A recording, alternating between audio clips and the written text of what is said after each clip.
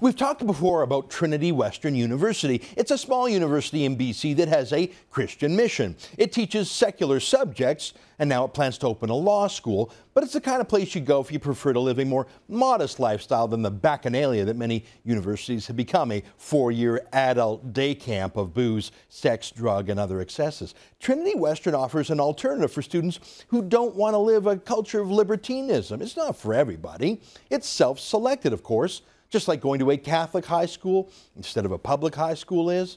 Students take a personal conduct pledge not to have premarital sex, not to abuse drugs, and to generally live modestly. This university has been quietly chugging away for decades, and as you'd expect, their graduates are outstanding citizens. About 10 years ago, some anti-Christian bigots at the extremist BC Teachers Federation tried to blacklist students from Trinity Western, saying that because they took that personal conduct pledge, it made them unsuitable to teach. Seriously, talk about opposite day. Because they were of Christian morality, they would be banned from having the legal right to teach. But the teachers union claimed that Christians would certainly be anti-gay, which is absurd and insulting and just not true. Well, naturally, the Supreme Court of Canada slapped those teachers union bigots down 8-1 in a ruling. I mean, if you're uncertain about the concept, go read the Charter of Rights and Freedoms. Section 2, the fundamental freedoms part, it lists freedom of conscience and religion as the very first freedom in Canada. And the next one is freedom of thought, belief, opinion, and expression. And just in case you're wondering, the preamble of the Charter, that's before they even get into the various sections, reads, whereas Canada is founded upon principles that recognize the supremacy of God and the rule of law. The supremacy of God, that's in our Constitution. Again, how could the BC Teachers Federation have possibly thought that it would be okay for them to ban teachers from a Christian school just because they take a pledge of personal morality? Well, as we've told you recently, the anti-Christian bigots are at it again.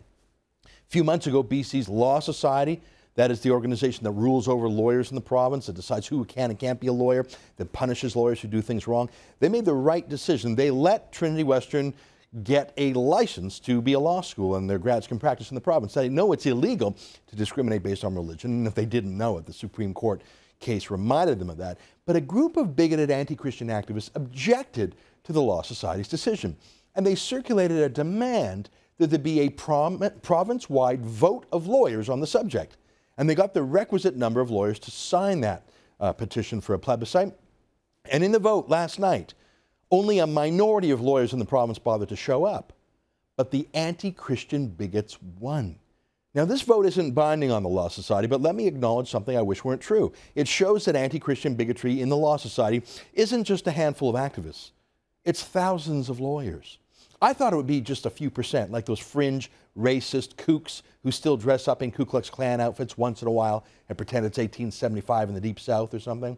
It would be more than a bit shocking to learn that there were thousands of KKK members in BC who hate blacks, let's say. Well, there are thousands of lawyers in BC today who want to ban Christian-believing students from the profession simply because they hold a personal religious belief. I say again, these Trinity Western students haven't done anything wrong. They haven't even done anything at all, actually. They don't exist yet. The school won't open for another year or so. Just the thought of Christian-thinking lawyers is enough to have them banned, apparently. What's going on here? Well, let me read from a speech given last night by the ringleader of the anti-Christian bigots, a Victoria lawyer named Michael Mulligan. He started off by citing the Holocaust, implying that Trinity Western is continuing in the tradition of the Nazis. Can you believe that? And then right after mentioning the Holocaust, here's what he said about Christians and Trinity Western. I'm going to read a whole paragraph from Mulligan's speech. Here's what he said. And here is another critical truth. Much of this horrible history is being derived from or justified by religious references. In the present context, there is no moral or legal equivalency between the religious freedom and the right to be free from discrimination on the basis of sexual orientation. One is about freedom of belief and dogma, even if rooted in ignorance and sometimes resulting in bigotry. The other is a right to be free from harm. You can read his whole speech on his website for yourself. Just Google Michael Mulligan of Victoria if you want. So first of all, he's linking the Holocaust to Christians, even though Hitler was a pagan who raged against the church, even plotted to assassinate the Pope, and even though the church saved thousands of Jews from Hitler.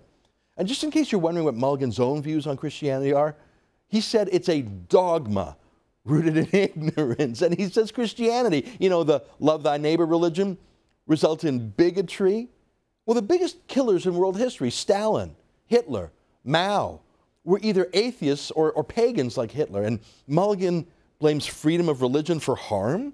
And he's saying this in 2014. And he specifically says that in any such contest, freedom of religion must come second. But first of all, there is no harm to gays by a Christian law school, by a law student pledging to live his life as a Christian. By what possible definition is that harmful to someone else? And Mulligan seems to have forgotten that the Charter specifically says freedom of religion is the most important, the first right in the list of fundamental freedoms in Canada. And the whole Charter is based on the supremacy of God. There are gay students at Trinity Western. They just agree to live their life in a modest Christian way. They choose to do so. And gays or straights that don't want to make that choice, well, they have more than a dozen other law schools to choose from in Canada, including 3 alone in BC. You know what this is really about? It's not about stopping anti-gay harm, as Mulligan says. There is no harm. There are no grads yet, though Mulligan wants to convict them in advance of any harm. This is about hate. You can see it dripping from Mulligan's own description of Christianity, linking Christians to Nazis, saying Christians are bigoted, harmful. He's the mirror image of those he claims are haters. But Trinity Western and Christians aren't trying to stop gays or atheists from practicing law. It's Mulligan and his fellow Christophobes who are. Look, I'm sympathetic to gay rights, and we have them more than almost any other country in the world. We have gay marriage in Canada. We have gay adoption in Canada. We have gay people in high office in Canada. It's not even really a thing anymore. I believe in equality before the law. It's not just in the law, it's in the culture now. I don't think that anti-gay bigotry is generally acceptable in society, which is why Michael Mulligan had to refer to things in previous centuries or in other countries, like Germany's Holocaust 75 years ago, to make his case against Trinity Western today. Trinity Western doesn't hate gays, though you'd almost think Mulligan wants them to justify his own anti-gay hatred. So I think that's what this is about. It's uncomfortable to say it, I know, but hate is a natural human emotion. If you don't hate something ever, you're not normal. I mean, you don't have a fully formed personality. Love, hate, contempt, respect, these are opposite sides of the same emotional coin. If you are capable of feeling love, you are capable of feeling hate in many forms. I mean, do you love the New York Yankees or do you hate them? I know that's not a deep, visceral hate, but for some people it is actually. How about that mass murderer who just killed Mounties in cold blood in Moncton? Do you not hate him? Where's your heart if you don't? Have you seen that movie Schindler's List about the Holocaust? How can you watch that movie without feeling hate towards the Nazis? That's what Mulligan is counting on, to tap into your anti-Nazi hate. And then he diverts it to Christians in Canada in 2014. Do you not hate the Boko Haram Islamic terrorists who kidnapped close to 300 Nigerian schoolgirls as sex slaves? Do you not hate them? If you don't, then you are not fully human, I put it. That is why it is absurd to have anti-hate laws. I mean, you can no more outlaw hate than you can outlaw love, because both are natural human emotions. What we want to do with our hate is to control it, not to express it violently, not to truly harm someone. And if we can raise ourselves up to be our best, to take those negative emotions and transform them into positive things, to make something good out of something bad. I hate the fascists who banned Ayaan Hirsi Ali, the Muslim woman activist, from Brandeis University this spring. So, I tried to do something positive, and you helped me. We raised $10,000 to buy the Canadian rights to her film. We're going to put that on Sun News Network. That's taking hate and doing something lovely with it. You know what I think? I think that Michael Mulligan and a lot of the anti-Christian lawyers who voted against Trinity Western, I think they're full of hate themselves. They hate Christians. They want to ban Christians. They want to demonize Christians. I don't know why. Maybe they have bad memories of being dragged to church as kids. I don't know. Maybe they're fighting some personal demons.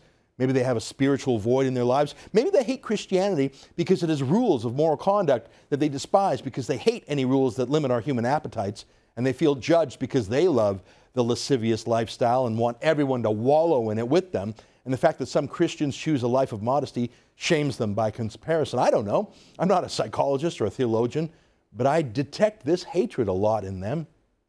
The homosexual rights movement shouldn't be about hate. It should be gay. It should be about being happy, about love.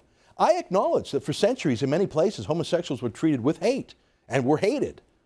But not that we have equality, but now that we have equality before the law and broad cultural equality, it is not right for perpetual gay activists to think that the next frontier, the next hurdle for them, is to avenge deeds from centuries past by punishing and hating Christians today. by treating a Christian minority today the way the gay minority was treated historically. It's giving in to hate in the name of love. It's vengeance, not justice. It's illegal, by the way, no matter how some legal tricksters might try to spin it. And more than that, it threatens the new and tentative social consensus. Gay activism has wrought a new social status in the few years, upending thousands of years of morality. This is still being considered by many thoughtful people, still finding an equilibrium. If you doubt me, go to any Muslim majority school in Canada and ask to meet the Gay-Straight Alliance. Yeah, good luck with that. By radical gay activists like Mulligan going beyond equality and by going beyond love into hate, by going beyond tolerance into blacklisting of their own enemies, they not only violate their own supposed morality of tolerance and equality, but they threaten to push too far and to lose the consent of the majority of Canadians. If gay rights is about equality, Canadians will embrace it. If it's about exterminating Christians from the public square, about hounding Christians out of polite company, Canadians will reject that. Michael Mulligan isn't promoting gay rights. He's attacking Christians. It could backfire, and he will end up doing more harm to public tolerance for gay politics than he can fathom.